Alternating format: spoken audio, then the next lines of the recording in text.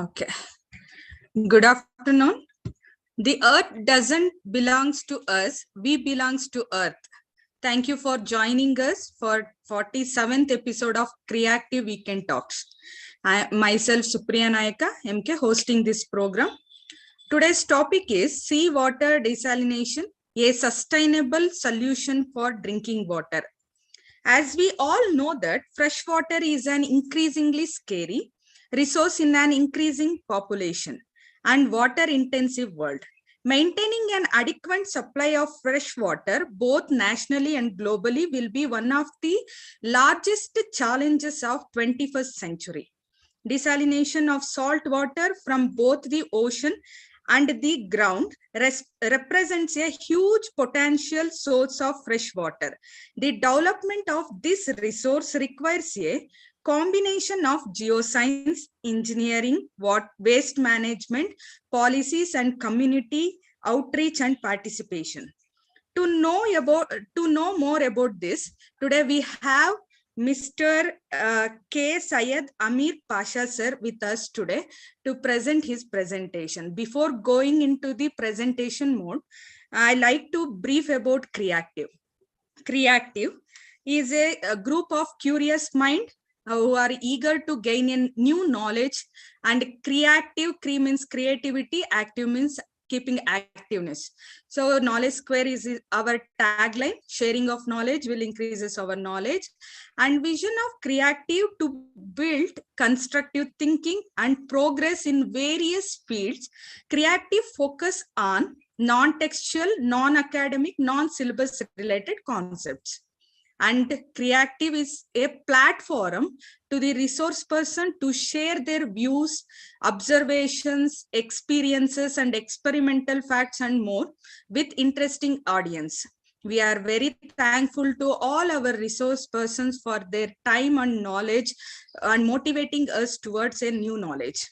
Every Saturday, we are organizing a weekend talks around 3 to 4 p.m.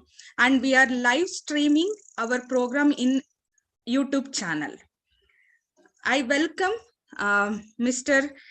K. Syed Amir Pasha sir and all the creative participants and volunteers. I invite Ganesh to introduce today's speaker. Ganesh, over to you. Yes, ma'am. Am I audible, ma'am? Yes, Ganesh, you can. Good afternoon, everyone. I am Ganesh Kumar. Thank you to each and every one of you for being here with us today. We are very pleased to be able to welcome those of you that now, as well as those who are new to the creative. I am very happy to welcome K. Syed Amir Basha sir, currently positioned as Chief Technology Officer, Desalination and Head, namely Desalination Plant Operation, VATech, Obag.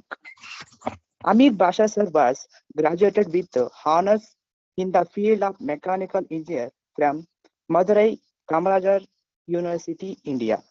Out of his 44 years experience, 31 years are rich Middle East and Indian desalination experience in the field of thermal and membrane desalination. Amir Pasha sir started his career with Bharat Heavy Electrical Limited, BHEL, India, in 1977, and during his 12 years, he gained extensive experience in power boilers, design, operation, and maintenance. He later pursued his career with Shell Water Conversion Corporation, SWCC, and he joined the Bushneck Group, Saudi Arabia, as Director of Engineering and Projects and was elevated to Senior Vice President position. His paper, Sustainable Wetting Using Recycled Water, a project by Nakhil, was awarded as the best paper poster presentation in 2009 at Atlanta, Dubai. In 2013, he joined to VATech Wabag. He successfully commissioned the namely 100 MLD desalination plant in Chennai and operating it successfully since last 9 years. And we are very great to have you in attractive, sir. And we are welcoming, sir. We are welcoming, sir. Thank you, Ganesh. Over to you, sir. Sir, it's just unmute it, sir.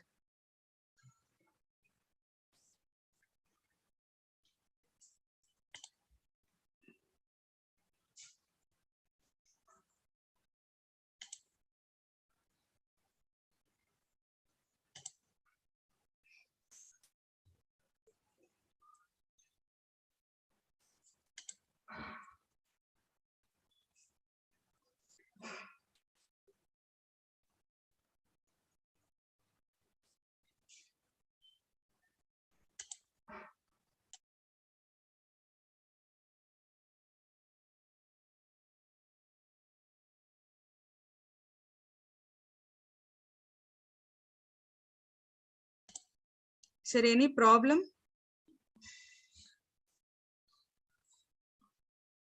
Yeah.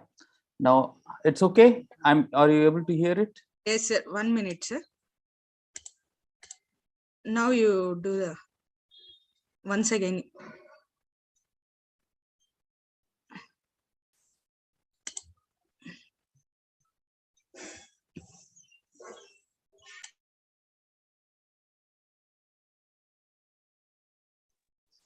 Am I audible? Yes, sir. Is it? Yes, sir. Okay. Right. The Good afternoon. disable option. Yeah. Good afternoon to all. And this is Samir Pasha. I'm Chief Technology Officer in Viatech Wabak. I'm here to share some of my knowledge that I gained in desalination. I had got exposure of both the thermal as well as seawater reverse osmosis desalination.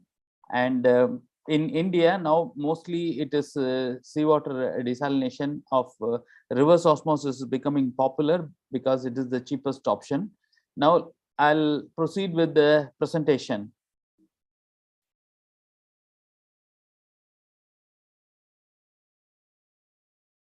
Okay. This I cannot close it. Okay. Okay. Actually, desalination is a process of removing salt. Though desalination is more associated with seawater desalting, it can also be used as a tertiary treatment in wastewater, industrial water, and brackish water plants.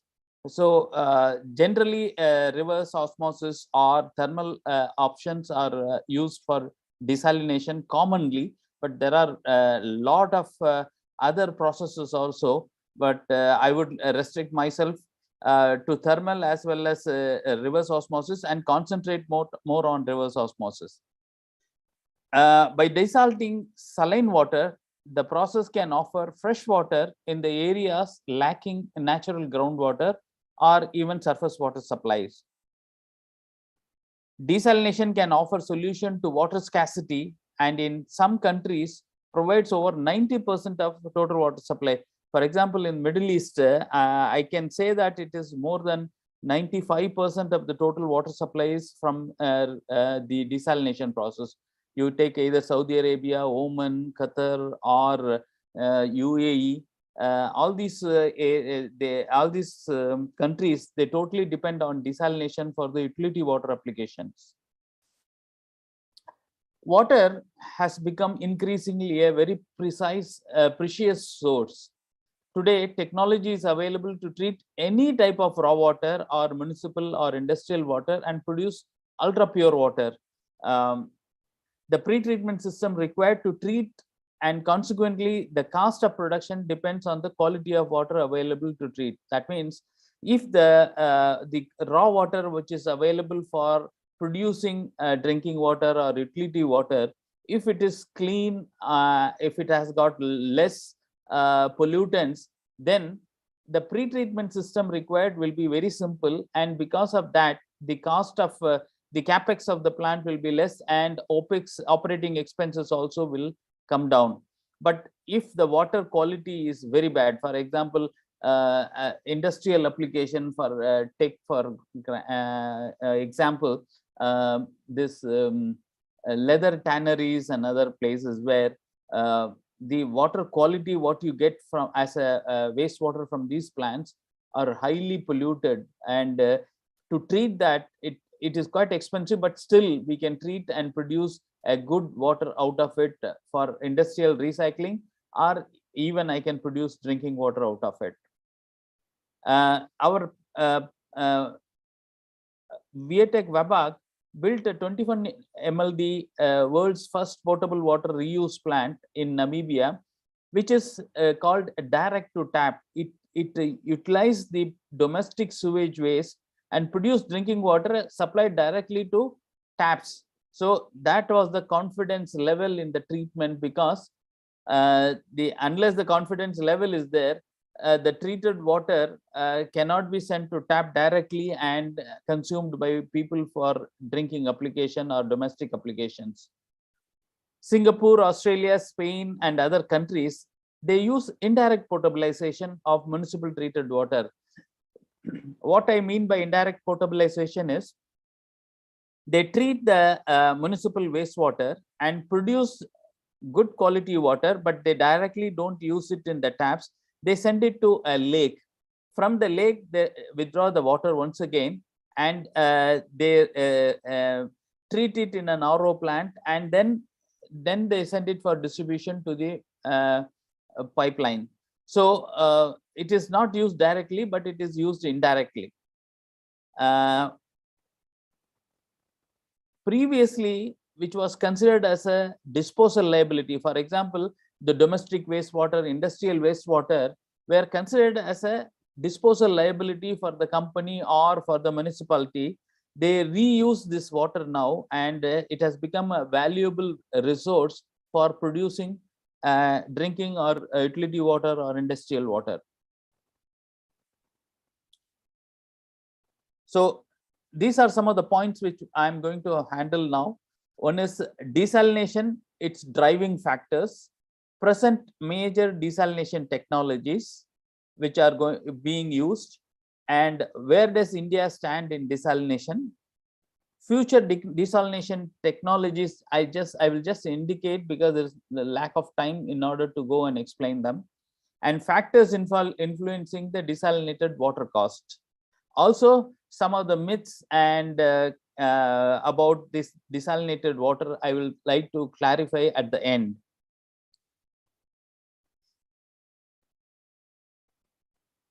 If this is the picture, shows the water stress India is facing in 2020.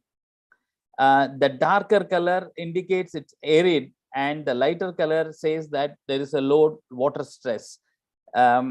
In India, more than 200 million people do not have access to the safe drinking water, as per the 2017 survey. But now, since after that, there's 5 years have passed, and the stress level has gone very high.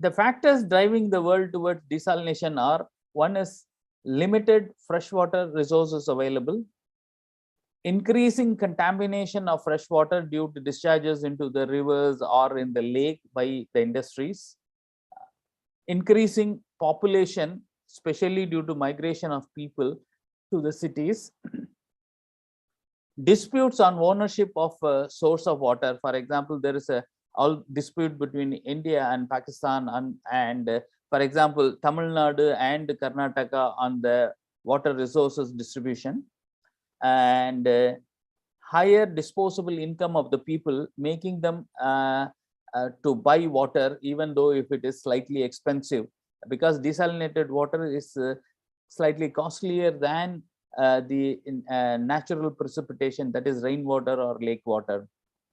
Then high rate of industrial growth has caused a lot of demand for high water requirement for the industries.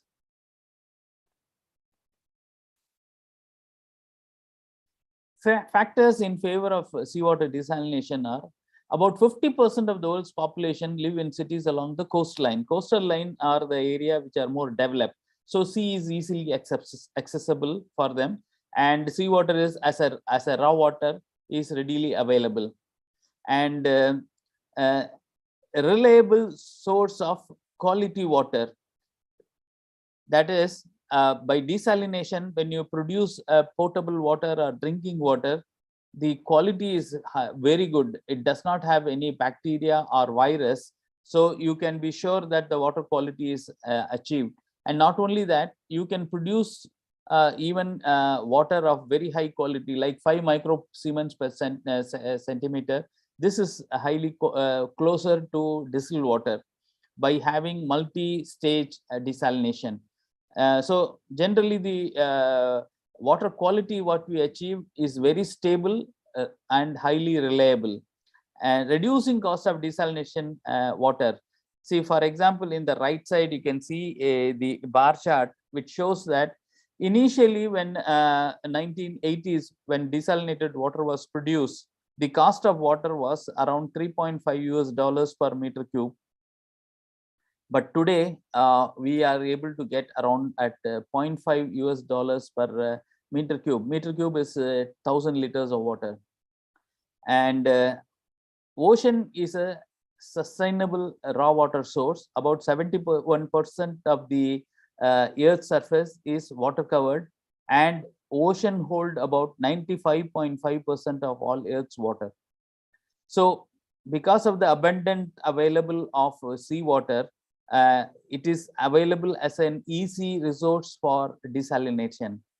Tightening of regulation of groundwater extraction by the governments also forced the people to go for seawater desalination.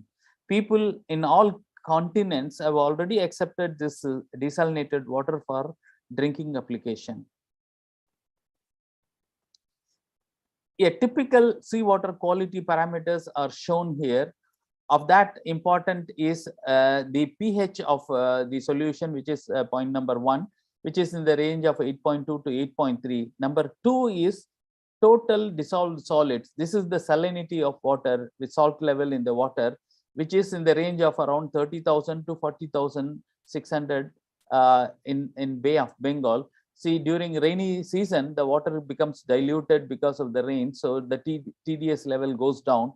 And during summer, due to evaporation process, it reaches a high level of 40,600 and remains there for around 2 to 3 months maximum. So these are some of the parameters. Another important parameter is chloride levels. So this TDS decides and these constituents which are present, various parameters in the seawater, are important to be considered during the design of any seawater desalination plant.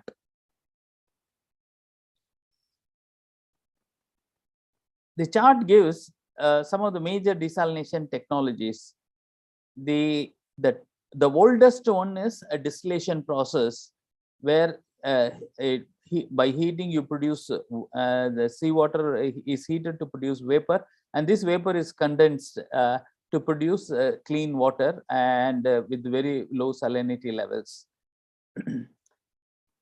Then seawater reverse osmosis system. These two are the one which are used for high salinity water or seawater, we can say. Whereas raw water can be available in the form of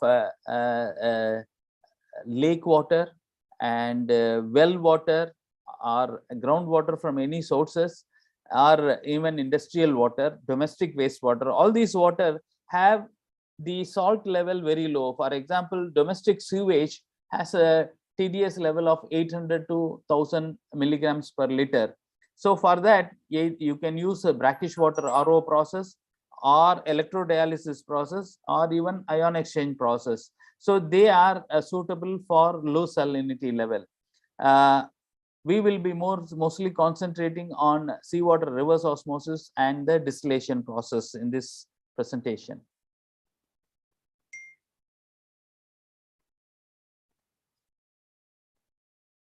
Most commonly popular used seawater desalination process are multi-stage flash distillation or desalination unit, which is called MSF process. The second one, the thermal, is multi-effect desalination process, which is shortly called as MED process. These two are very prominent process which are still existing, though they are slightly expensive when compared to seawater reverse osmosis. Seawater reverse osmosis is which is called as SWRO. These are the three popular and most commonly used seawater desalination process.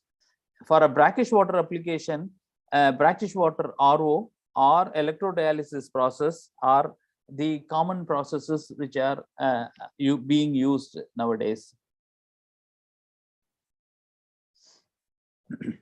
The picture shows the 5 major systems that are involved in any desalination plant. It can be a reverse osmosis plant or even a thermal plant. So first system is intake system. The function of it is to bring water from the source to the desalination plant. The second system is pre-treatment system, whose function is to treat this water and make it suitable to be applied into or passed to seawater reverse osmosis system or a thermal system. The heart of the system is a desalination system, where it can be seawater reverse osmosis or any MSF or MED process. Then the fourth process is called post-treatment or remineralization system. In the post-treatment process, because the desalinated water loses all salts in it, it will be slightly acidic, and in order to make it slightly non-corrosive, as also have a pH of close to around 8.5, 8.2 to 8.5, which is mostly recommended by the WHO standards, and for using as a utility water or drinking water. And then we use also chlorine also to disinfect the water and keep it disinfected during storage, distribution, and transmission. So this post-treatment process or remineralization process is the fourth system. And the fifth system is outfall system, because in the desalination process, the salt is rejected and this salt is carried by the brine, and this brine is discharged back into the sea through an outfall system. So if this salt is discharged at one point, the concentration will increase, so the marine organism in this area can get affected. So to avoid that, the modern plants are equipped with outfall system with a diffuser, which is a long header with multiple nozzle with a recirculation arrangement, so that fresh seawater is drawn and it is blended with the brine that is coming out. So within a radius of around 30 meters, the water is almost normalized and diluted, so that the concentration of seawater and the brine coming out is less than 3% in difference. If it is in the worst case, if you go to 50 meters radius, there is not at all any variation in the seawater TDS.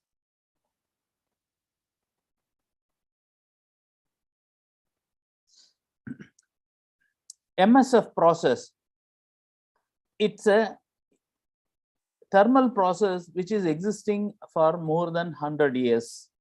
In this process, the seawater is heated and the vapor is produced, and this vapor is condensed to produce a distillate, which is having a low salinity. So if you have a single stage, then the efficiency of the process will be low and the specific heat consumption will be high. So in order to improve the efficiency or reduce the specific heat consumption, multiple stages are introduced. So single stage is called one evaporator and multi stages are introduced. Modern plants have up to 36 stages, and olden day plants were having 3 to 4 stages and were operating with low efficiency, consuming more heat. So here, heated water, when it is admitted into an evaporator which is maintained at a vacuum, then the water, as soon as it enters, it flashes and produces a huge quantity of vapor, which rises up and passes through a mesh where water particles are retained, and the vapor, pure vapor, is allowed to pass through, and then it is cooled by means of a seawater that is entering, and this vapor condenses into a pure water. This is happening in the first stage. So when this vapor is cooled down, in the process, the next stage is maintained at a much lesser pressure than the previous stage. So the water, that is, we call it as a brine, which is going to the next stage, it flashes in that stage once again. So the flashing process continues in different stages, each stage, because the succeeding stage is maintained at a lower pressure than the previous stage. So because the vapor pressure being low, the salt water that is entering that zone flashes and produces vapor, and this vapor is condensed. So in all units, all multiple evaporating units, the distilled water is produced, and it is collected and passed on for further treatment process of remineralization. And this salt water first is admitted into the condenser first, and then it picks up the heat and goes to the brine heater, where it is further heated, and then it enters into the evaporator. So this is just a simple explanation. Yes, if you the whole MSF process itself can be explained in 3-4 hours, because it has its design implications and intricacies in it. So if you wanted to explain in simple, the water vapor is condensed on the outside of the tube. So the cooling happens in outside of the tube, and the cooling water is taken inside through the tubes. So in this process, the scaling takes place in the outside of the tubes, and which reduces the efficiency. So the scale is periodically cleaned by means of chemical cleaning. Generally, this type of process are used, that is thermal MSF process, are used only in dual purpose plants, where electricity is produced as a main thing, and water is a byproduct. What happens now in these power plants, from turbine, either extraction team is taken or condensing team is taken, and it is sent to the brine heater, and in this brine heater, the heat is transferred by the steam to the seawater, and then it gets condensed and returned back to the boiler itself. It is very commercially competitive for very large capacity plants, whereas in small capacity plants, MED units are more competitive. MED units came up much later than MSF units, and they have also developed to a capacity of up to around 300,000 meter cube per unit. This process is well matured and well developed technology, and you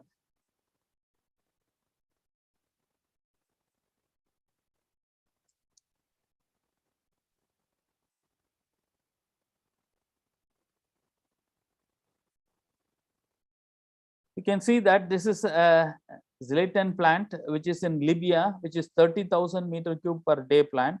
It is of MSF design, and it is built by a company, Viatech Babag.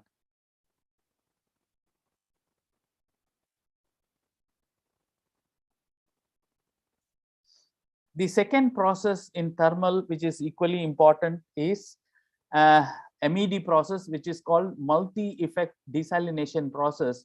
This is gaining importance nowadays because number of stages that are required are very less. As against 36 evaporation stages, we have only 6 stages here, and it is more efficient.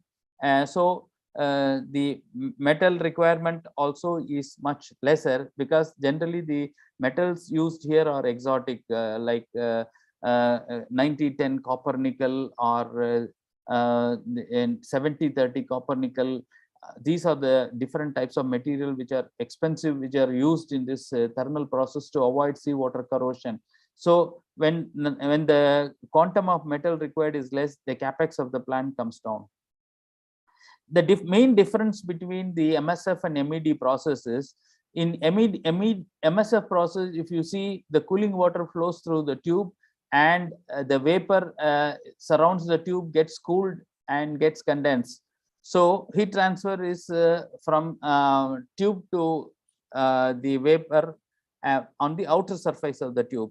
But in MED process, you see that the steam flows through the tubes and the water is sprayed over the tubes surrounding the tubes. So when the sprayed water reaches and touches the skin surface of the tubes, vapor is generated. So this is vapor generation is due to film boiling process, and repeated vapor generation is successful stages at lower pressure happens, because here also, like MSF process, each stage is maintained at lower pressure than the preceding stage. Because of that, the vapor that is going to the next stage is able to heat the sprayed water and generate vapor for the next stage. So the vapor everywhere, it is in individual area, it is condensed, and during the condensation process, vapor is generated afresh for the next stage heating. It is actually trying to take over the MSF process because of the low capital cost and higher efficiency when compared to MSF process. And it is also a mature technology, and this is also common with the dual purpose plants, because both MSF and MED plants, due to the heat being required in order to evaporate the seawater, the specific heat consumption is high. So if you convert it into kilowatt of energy, the energy consumption is much higher than seawater reverse osmosis process. So wherever there are boilers or power plants are there, or where in the process the steam is available as a reject steam or free of cost, then these MSF MED plants are feasible.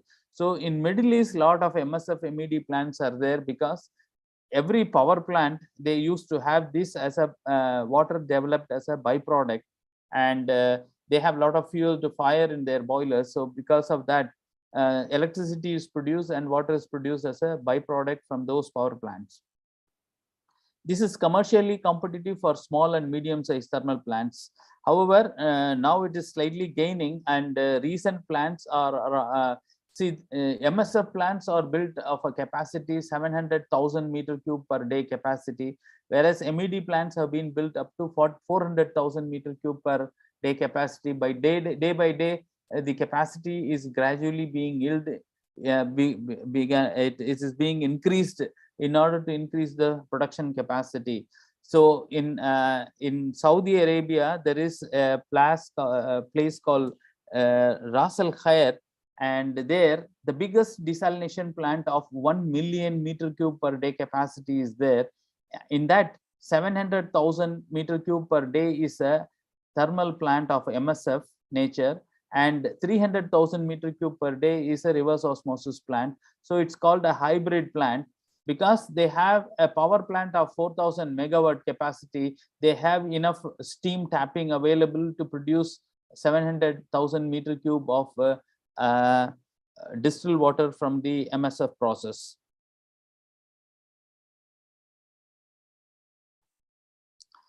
This is a typical MED plant. It is in Indonesia, Pertamina, and this is built by, once again, my company, Wabag. The most popular plant is seawater reverse osmosis process. It's a cold process. It uses pressure energy for desalination through a reverse osmosis. This is the cheapest desalination plant as a standalone desalination application. See, when MSF MED plants cannot compete with seawater reverse osmosis plant when steam is not available. If steam is to be generated for the thermal plant, then the cost of production of water is very high, so it's not feasible. Commercially, it is very competitive for all sizes of plants, because The seawater reverse osmosis plant can be built modular.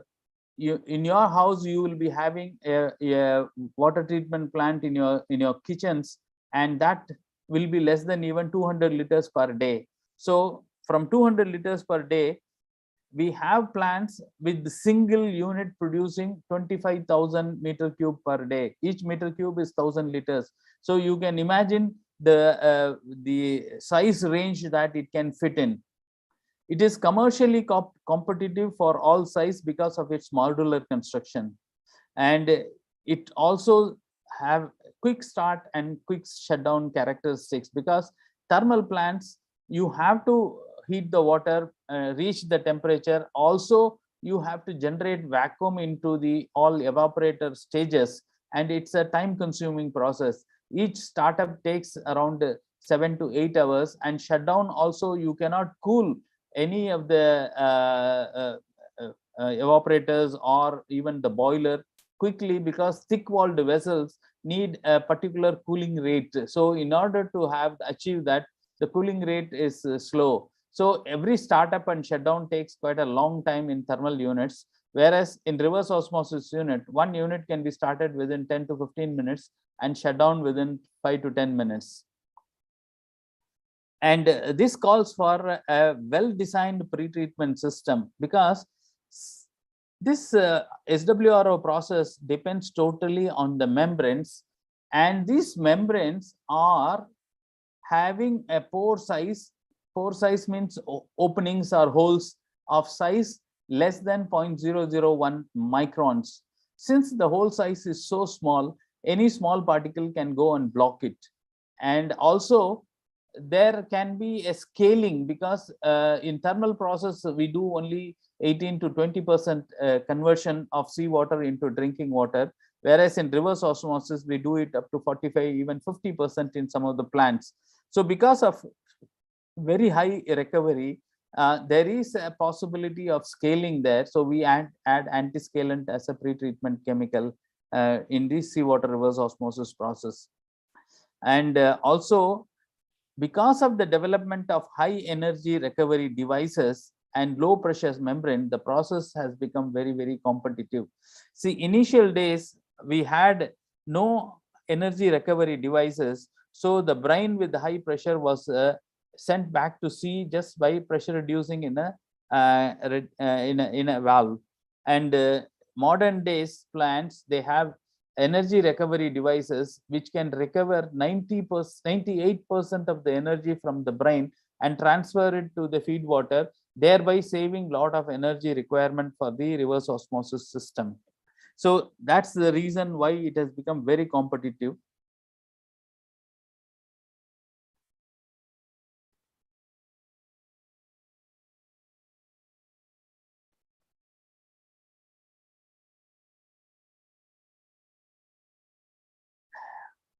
The slide shows here about the osmosis and reverse osmosis process.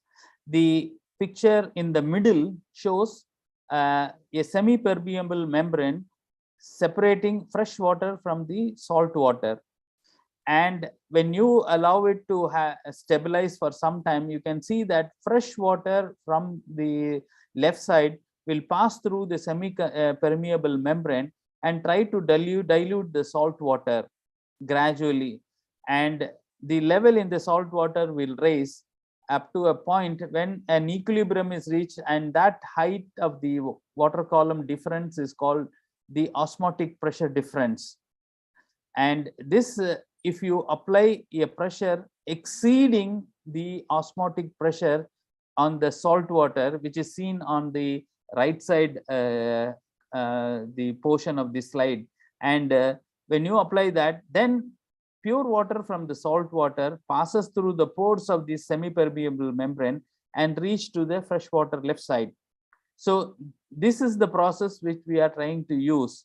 So for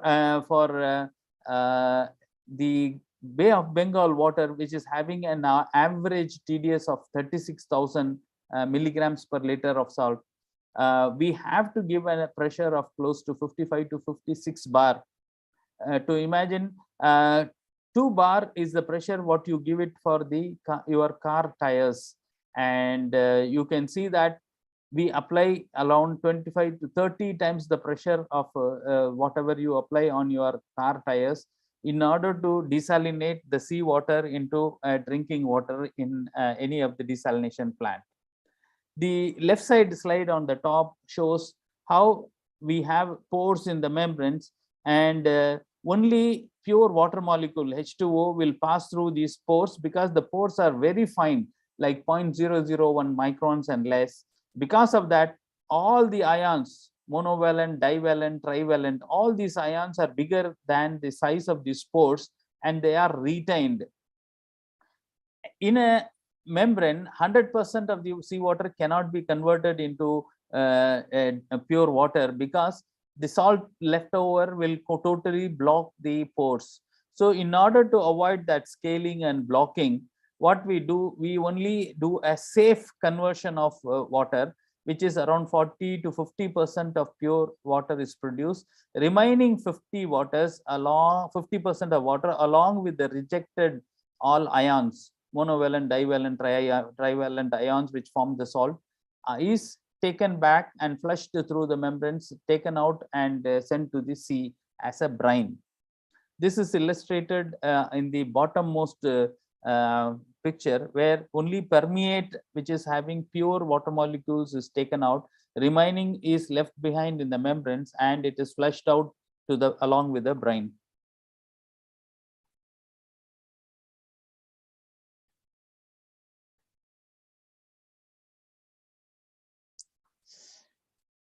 Now, in this picture, you can see a membrane layer, and you can see what are the things which are allowed to pass through and what are the things which are rejected. You can see the blue line, which is a pure water molecules is allowed to pass through, whereas the dissolved organics, bacteria, microorganisms, particles, silt, everything is rejected. Because of that, the RO water is highly pure, free from bacteria, virus, and all known suspended particles.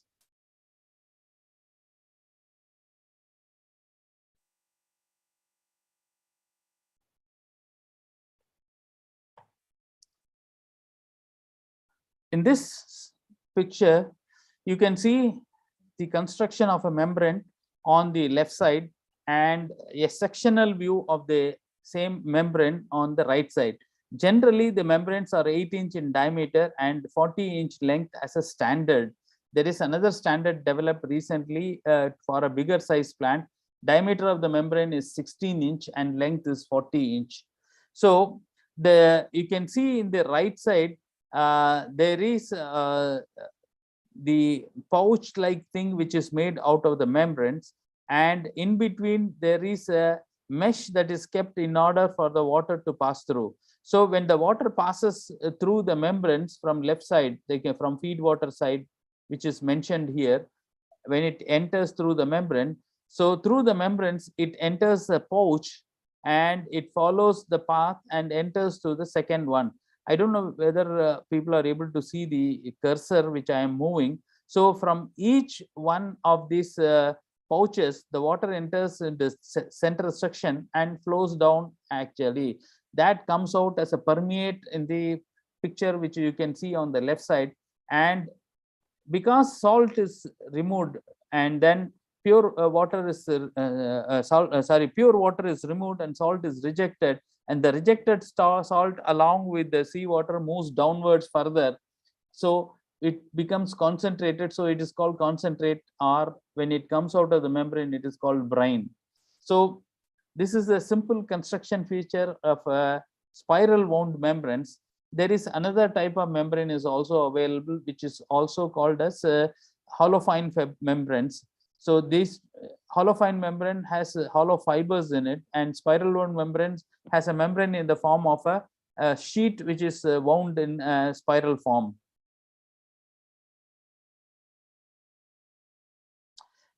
This is a simple flow diagram of a seawater reverse osmosis plant. You can see that we collect the seawater from some source and bring it to the tank. From there, it is pumped through a multimedia filter or any filter system which can separate particles out, because these particles, when it goes to the membranes, it can cause blockage in the membranes, and which will cause for cleaning of the membranes. So to avoid this, particles are first removed either in multimedia filter. There are different pre-treatment system available: dissolved air flotation, lamella clarifiers, and different types are available. And most modern things, plants have got ultrafiltration system or microfiltration system as their pre-treatment. So in this pre-treatment process, it is filtered, and the pure salt water passes through the cartridge filter and goes into the high pressure pump. From high pressure pump, the water is pressurized and sent into the RO modules. And if you can see that in this picture, there is a pump called booster pump, and this booster pump receives water through a pressure exchanger, where brine energy that is coming from RO module transfers it pressure energy to the water that is coming in, and then sends it to the booster pump and sends to the from there it is forwarded to the module. So this pressure exchanger is a ceramic rotor assembly without any valve or without any bearing assembly, and it is interesting to see this construction features and operating features of this pressure exchanger. And people who are interested in knowing is operating the philosophy involved in this, they can go to a website of Energy Recovery Incorporated, and there is an animation available which shows the operation of a pressure exchanger. It is an excellent engineering innovation which does the energy recovery of 98%, because you can see that when you see the RO plant, the water that is passing through the RO membrane will lose all its energy because it passes through very fine pores. So when it comes out as an RO product, there is no energy, pressure energy in it.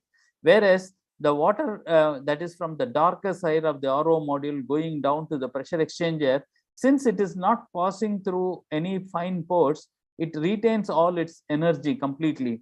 So when I produce only 45 to 50% of water, remaining 55 to 50% of water that is coming out with salt has a high energy in it. And this energy, unless it is extracted, the power consumption of the RO plant will be very high. So this is extracted in the pressure exchanger and it is transferred to the low pressure water that is coming in and then sent to the RO module. So this much portion of the water that is coming through pressure exchanger does not need high pressure energy, and because of that the specific power consumption comes down. So please you can go into the animation that is available in Energy Recovery Incorporated website, and it is very interesting to see.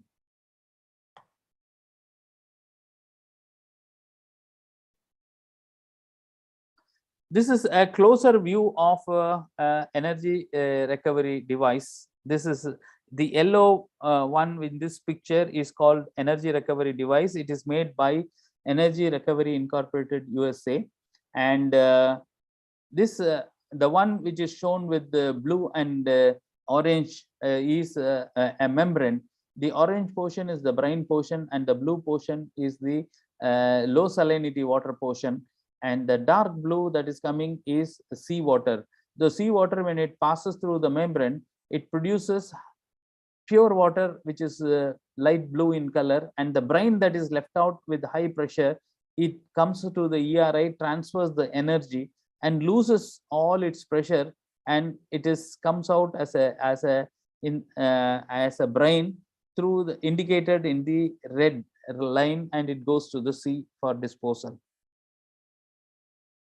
This is a Nimili desalination plant. You can see that there are around 14 RO racks which are available, which each rack, what is indicated there is with a lot of white tubes in it. We call that tubes as a pressure vessels. They can withstand up to 1200 psi pressure, and the membranes are arranged inside. 7 membranes are arranged inside each pressure vessel. So there are 504 membranes in each rack assembly. And the picture on the right side top corner is a high pressure pump and high pressure pump motor shown here. And the left side bottom, the one which is indicated is a VFD panel.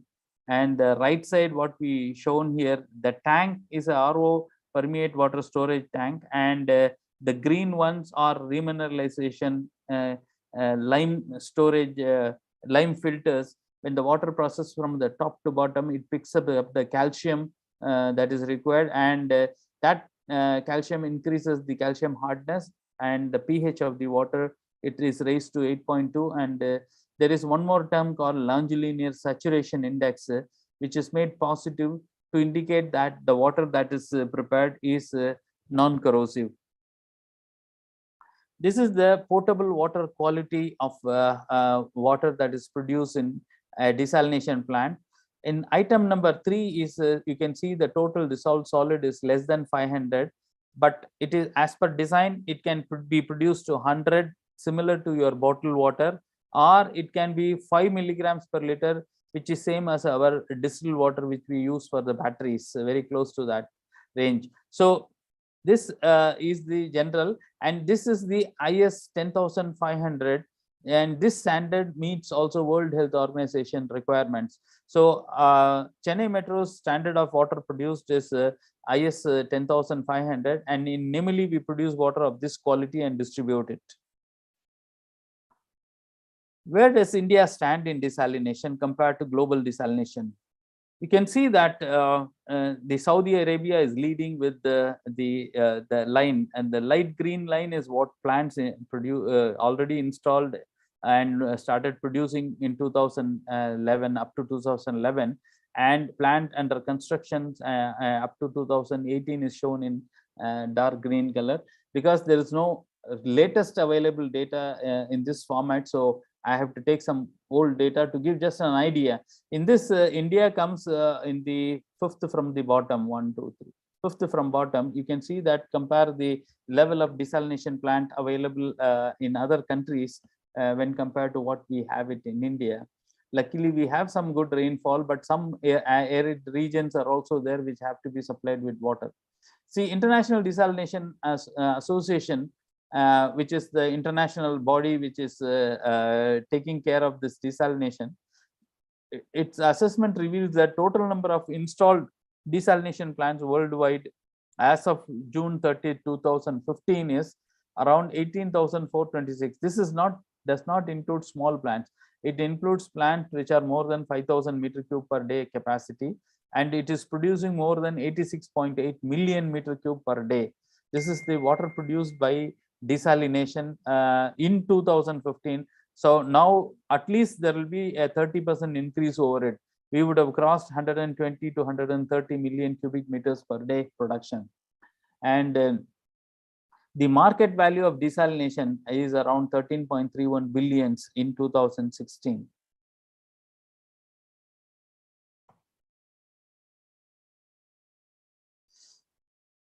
This picture shows you the capacity of thermal plants and reverse osmosis plant are being added. The line which is brown in color is a seawater reverse osmosis plant or a membrane based plant, and the line in blue is thermal. Initial days we had in 2010 to up to 2010, the number of thermal plants added were much higher than membrane plants, but later, because of its cheapness and less specific power consumption, that brings down the capex as well as opex, and because of that, the number of membrane plants being built in the world are increasing gradually. That is the reason you can see that the blue line is almost have become flat, whereas the brown line is continuously in increasing trend. And this slide also gives the capacity addition each year wise, just to show an indication that there is a lot of demand of seawater desalination, reverse osmosis desalination plant worldwide. In India also, the India desalination plant market forecast the opportunities in 2019, and it says that the compounded growth rate will be 19% till 2019. We can see that lot of desalination plants, reverse osmosis plants are coming up, especially in Gujarat. There are 5 plants are being built, which are of capacity 50 MLD and more. MLD means million liters per day. In Chennai, you can consider it as the capital of desalination, or it can be considered as a Detroit of desalination in India, because there is already 110 MLD plant in Nimili, another 100 MLD plant in Minchur already operating. There is 150 MLD plant being added at the Nimili desalination plant. Then another 400 MLD plant is also coming in Perur, which is just 1 kilometer from Nimili.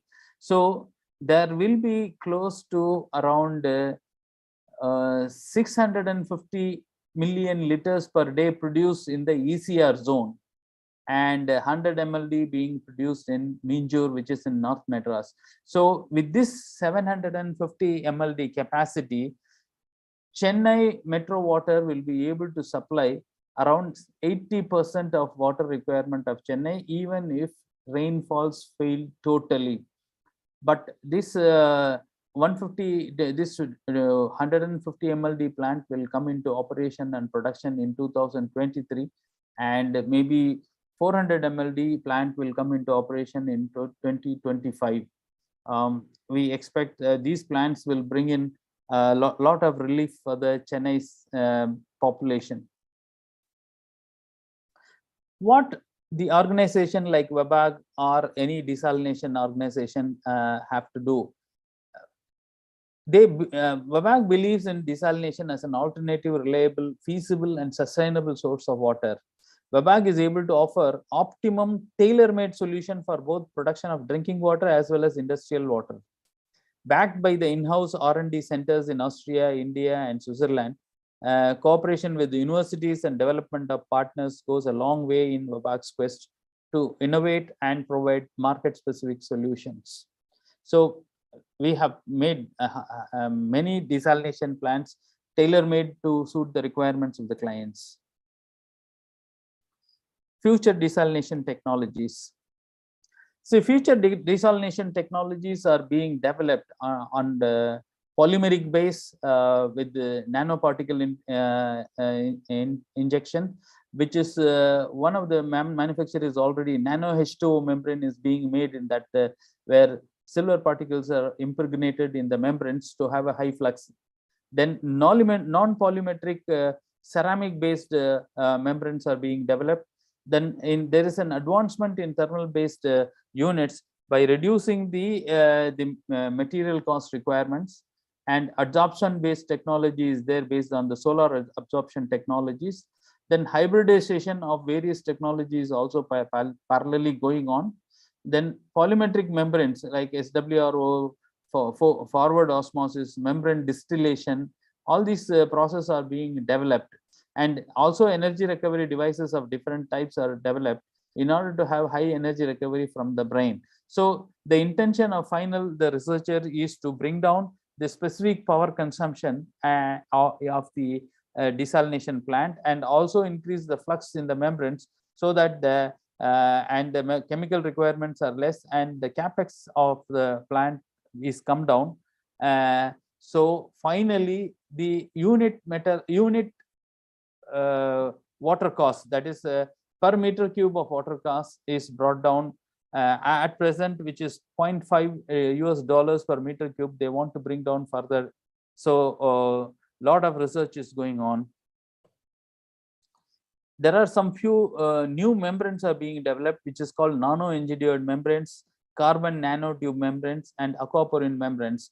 Especially the aquaporin membranes are the one which uses the principle of water absorption through the proteins in the roots of the plant. How the same principle of root absorption is being mimicked in the aquaporin membranes, and I think it's also under development now. They have developed it for low TDS water, and the development is going on for high TDS water further. Factors influencing the desalination water cost is given here. It is size of the plant. When the size of the plant becomes bigger, the operating cost and the water meter cube of water produced water cost comes down. Feed water salinity and quality. When the seed water salinity increases, the cost of the capex of the plant goes up, and even OPEX also goes up. And the quality of the water, when you need very high purity water, the cost of water goes up. Then production of water quality. See, product water quality also decides whether you want highly, for example, the potable water can be fluoride treated, or it can have an aroma of tender coconut. So all these things is a chemical treatment which can increase the water cost. Seawater bathymetry, for example, if the sea is very shallow and you have to put a long intake pipeline, the cost capex of the plant goes up. In lithology of the seabed, suppose if the seabed has got a lot of rocks, boulders, and then the cost of the plant goes high. But if it's pure sand, the dredging will be easier and laying of the pipe will be simpler, and the cost will come down. Energy cost, for example, in Tamil Nadu, the energy cost is 6.35 rupees per kilowatt at present. So this constitutes 75% of the operation and maintenance cost of a desalination plant. For example, in Nimili desalination plant, our operation and maintenance cost is around 38 rupees per 1,000 liters, which is around 3.8 paise per liter. But in that, 75% of the cost is only purely the electricity cost. So if instead of 6.35, if I can make electricity available at 3 rupees due to solar desalination, solar power, then the cost of water production will come down drastically. Then plant location and infrastructure. It depends. The plant nearer means the pipeline required will be less to transfer water to the city. If it is very far away, the plant will be location will be cheaper, but pipeline cost and the pumping cost will increase. Closer to the city, the cost of land is very high, because desalination plant requires a considerable. For example, to build a 100 MLD plant, you need at least 15 to 20 acres of land. And process type also decides the cost of the plant. And plant equipment specification, for example, I can go for a superior metallurgy to increase the life of the plant, but that will increase the cost. But the cheaper material, if I use, then it will result in corrosion handling the seawater, so the life of the plant will be less. Land cost is another thing. Financing cost also increases the capex of the plant, and even OPEX. This is some of the myths I just wanted to clarify to the people, because people misunderstand, have a lot of misunderstanding that desalination cost is too much. In the last 30 years, several innovations in energy recovery devices and membranes have reduced the power consumption from 8.5 kilowatt hour per meter cube to 3.6 kilowatt hour per meter cube, which has brought down the capex, that is capital expenses, maintenance cost, to a greater extent. And due to R&D efforts, productivity of membranes has increased considerably. So in a single membrane, you can produce more water. Because of that, the capex also comes down. Mass production has brought down the cost of the RO membranes considerably. In 1980, the cost of the membrane was $800, and it was having a surface area of only around 300 square feet. But today, we have 440 square feet of membranes, and the price is only in the range of $350 to $400. International boot desalination purchase water cost has come down from to 0.6 to 0.65 US. It was $3.5 once in around 30 years back. Boot water costs in Tamil Nadu from the Minjur plant is around 56 rupees, with the electricity cost of 6.35. With the solar power cost drastically falling down, and I expect the electricity cost to come down further, and so the water cost will drop further.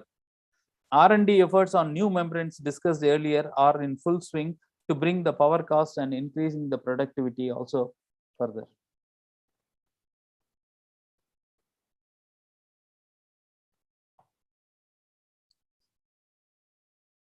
There is also a myth that desalinated water does not contain minerals.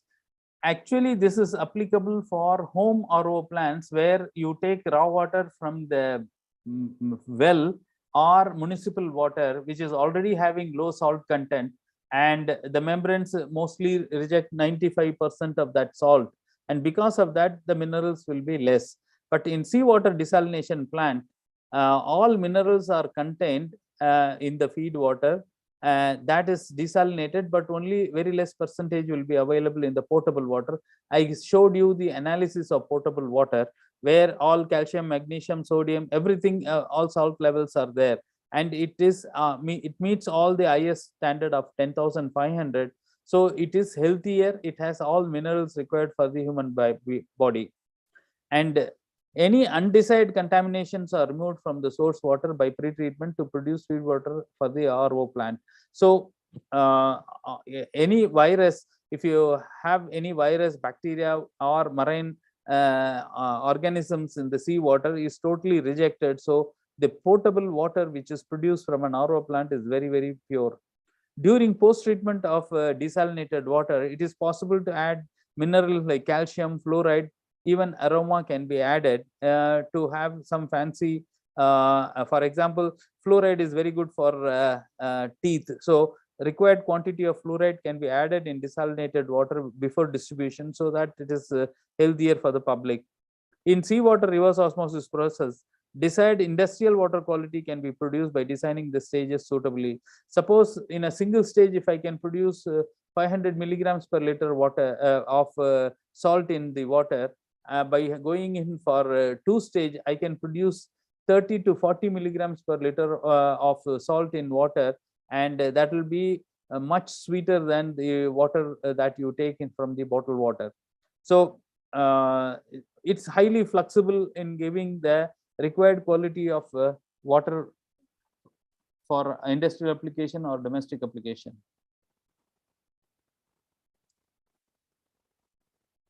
Marine organisms near seawater desalination plant are killed or they have to migrate.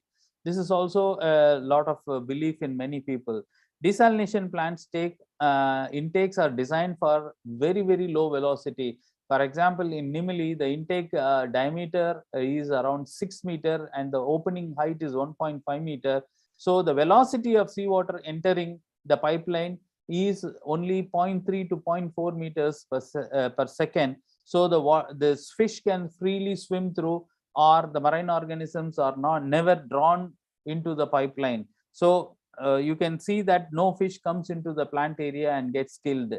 Second, the modern desalination plant discharge brine is through a diffuser arrangement which recirculates and diffuses and dilutes the brine that is coming out of the plant within a 30-meter radius. So whatever it is affected is only a small 30-meter circle area.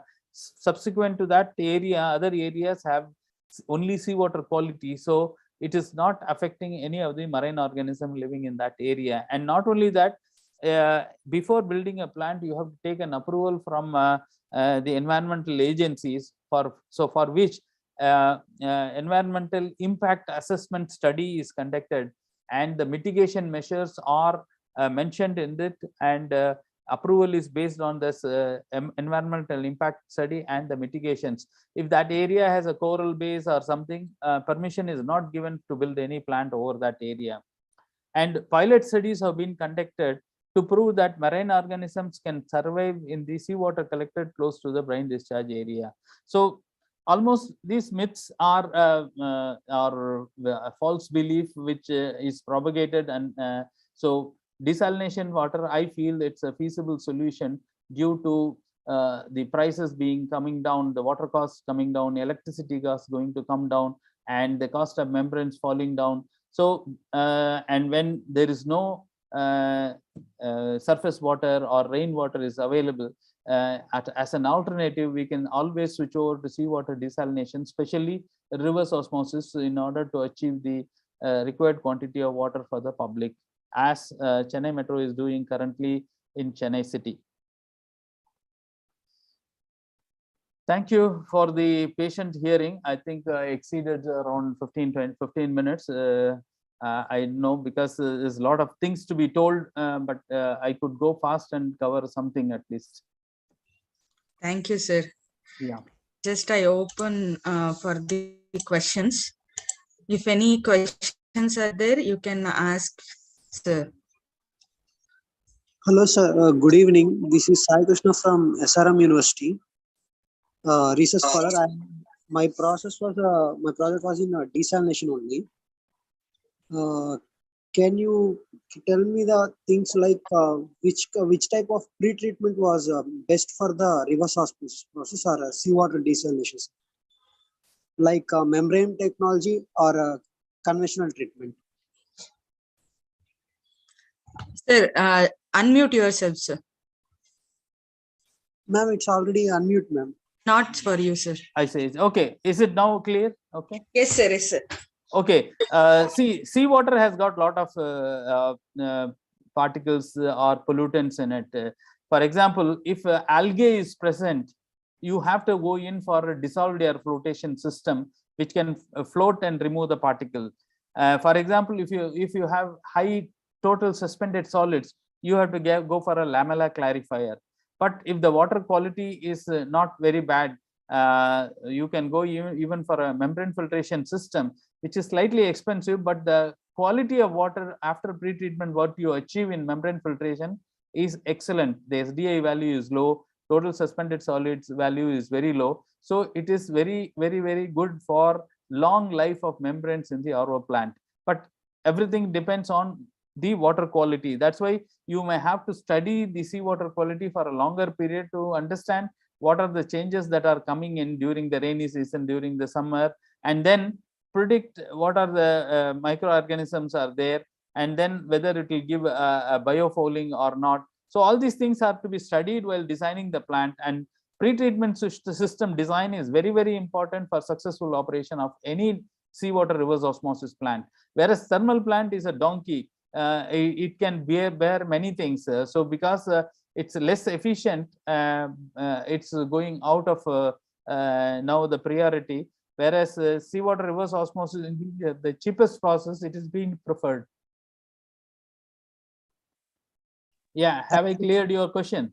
Yes, sir. Thank you, sir. Thank you so much. Girish, sir, you can ask the question. Thank you very much. Sir, it was a very informative talk. So I was under the impression that we may run out of fresh water very soon. But looking at the technology and other materials, I'm sure that will not be in a soup anytime in future. So I basically have two questions. One is about MSF, multi-stage flash, and the second one is about RO used in the cities. This is slightly different from whatever the talk you have given just now. Okay. And in MSF, you said that you can maintain the multiple stages under vacuum.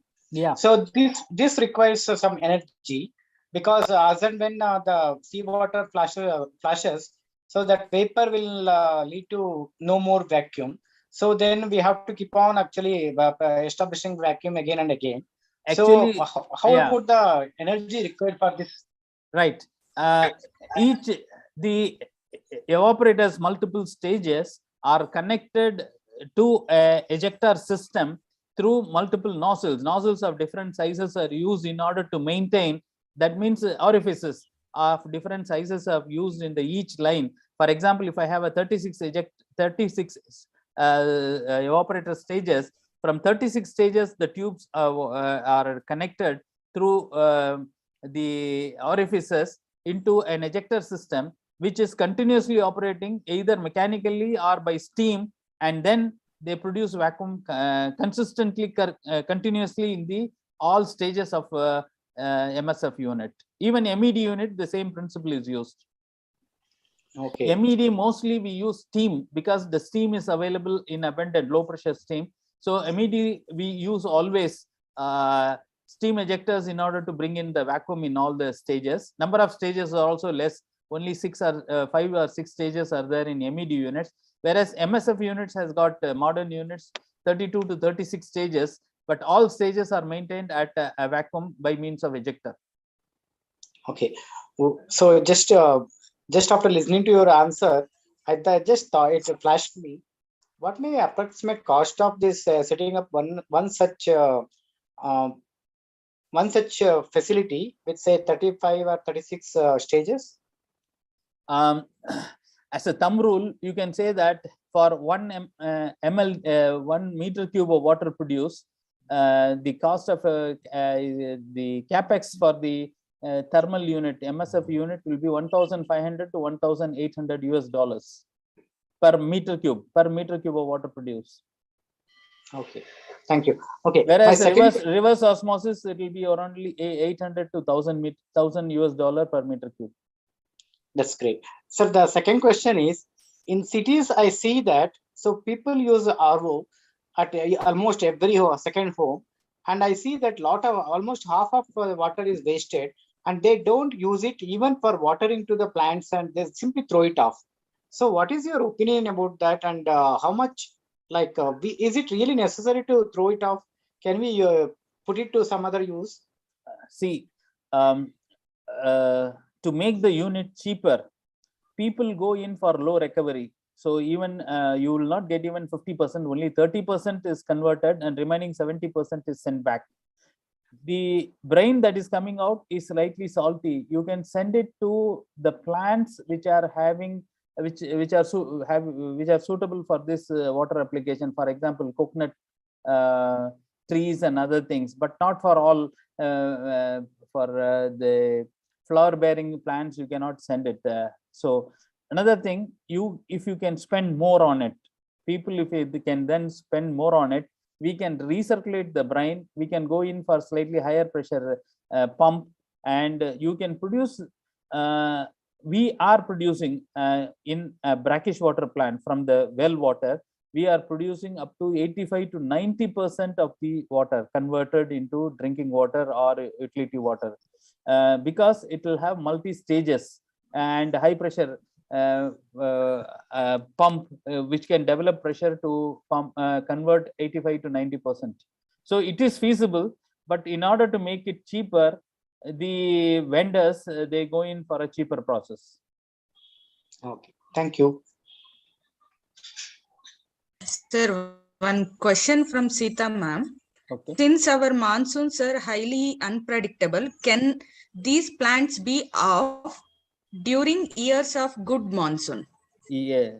Yes, 100%. Actually, in USA and Australia, they run the plant even for only 3 to 4 months when there is a requirement or shortage of water is there. Even in India, for example, Reliance industry in Dahej area of Gujarat, they have built a 50 MLD plant which will run only for 2 months when the river is not having water, because they take water at the exit of the river in the sea bay, and when surplus water is there in the river, they are allowed to take water from the river, and when the water is not flowing, they are not even if they take water, you will get only seawater, because the reverse flow will be there, backwaters will be coming in. So even for 2 months, they are saying that it is worth, because their industry will be affected if water is not there. So it's feasible. And only thing, capex will be unutilized for 8-9 months when you are not using it. But you can preserve the membranes and keep it for even a year without operating it. Good, sir.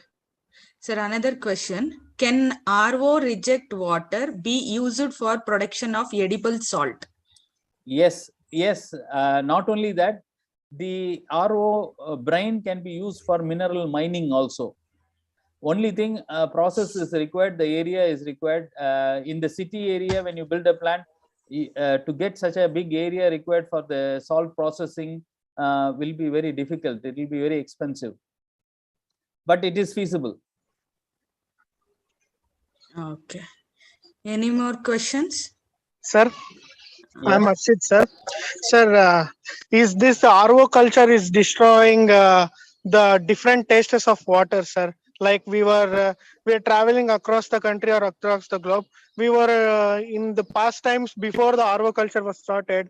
We were tasting different types of water, sir. In this case, when ROs came, all the water is tasting the same, sir. Does it make difference, sir? It is because there is a bottled water association which decides what is the salinity level of water, what are the constituents in the water to be present. So all bottled water manufacturers, they try to make RO water and they blend it with the raw water to have the required minerals and required quality. So the bandwidth is very narrow, so you will have similar water taste only.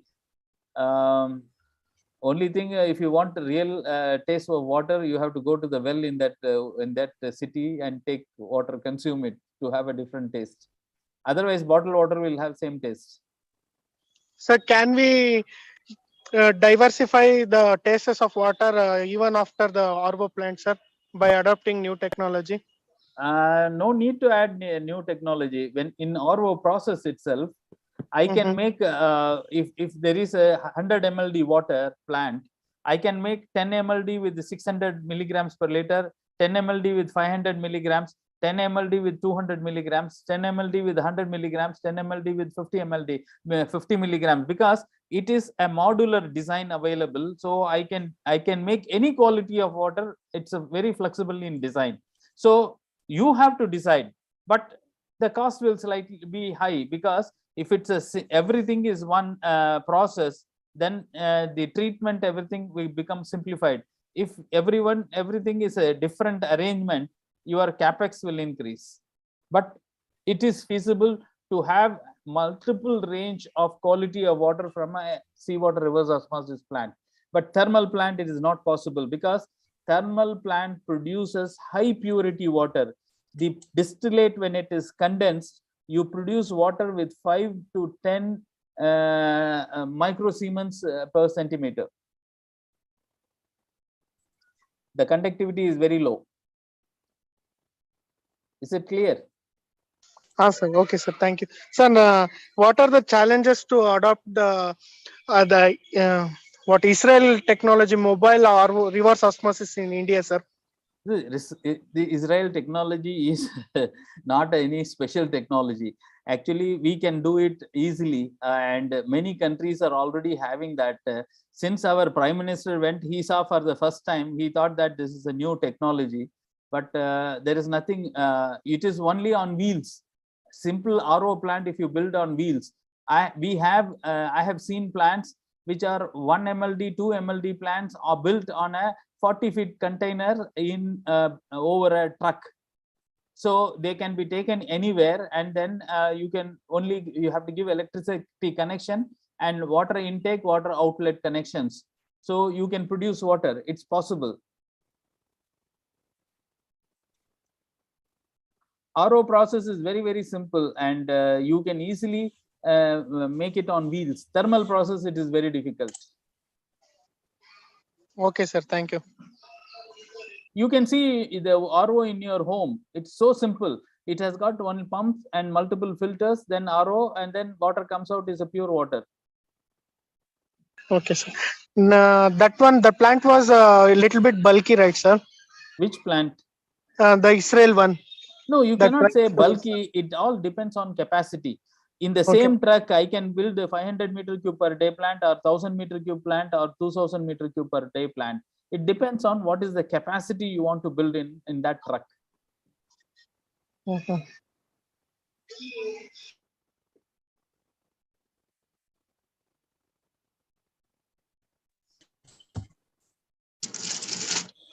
Okay. Any more questions?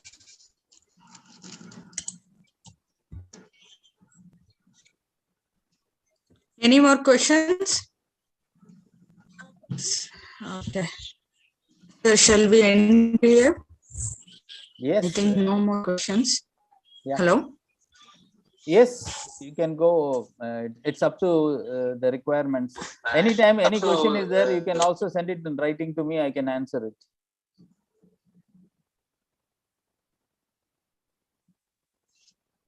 I think There is some echo. sir, I think no more questions. Okay. We can wind it here. Okay. So thank you very much for an informative session. It's very much pleasure to have you here. And I thank Pradeep sir and all creative volunteers and participants for making time for today's session. Thank you very much, sir. It's my pleasure to share some of the knowledge which I gained in last 35 years. So always it's welcome, and knowledge sharing is the one which I do it with pleasure. So you are all welcome for all this knowledge sharing. Thank you.